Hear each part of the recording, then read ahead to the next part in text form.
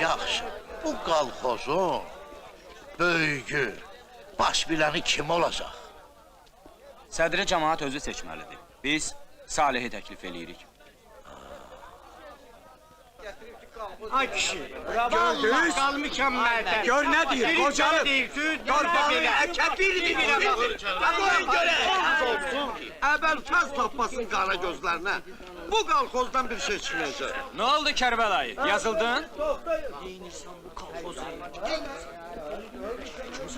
Sənin sədrin mənim muzdurum idi. Mal-qaram otarardı.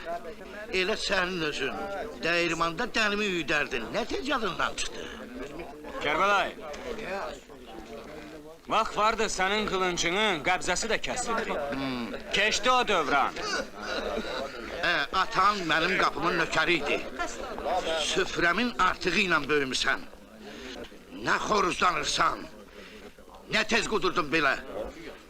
Mən qalxozsuz da keçinərəm.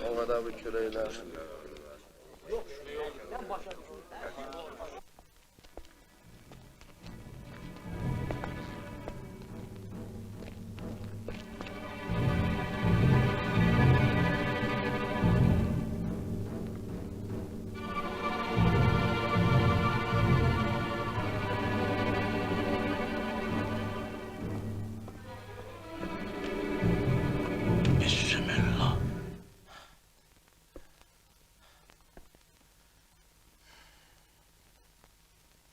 Cinə şeytana oxşayırsan, Qəmlo. Oxşaram da. Sanki belə lay tərpənirsən. Bugün sabah qəbrimizin üstündə Yasin oxuyacaqlar.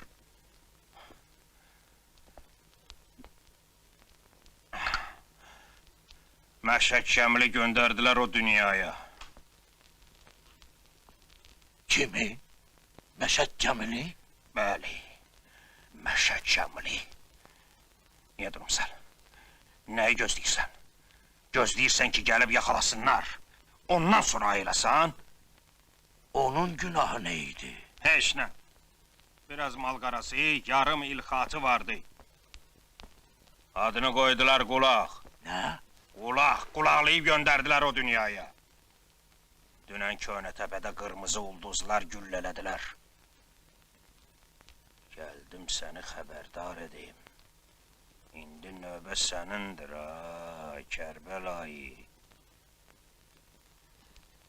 Mənə əl qaldıran hələ anadan olmayıb. O getdiyim Kərbəla haqqı, onların kökünü kəsərəm. Hələ səbr elə görək.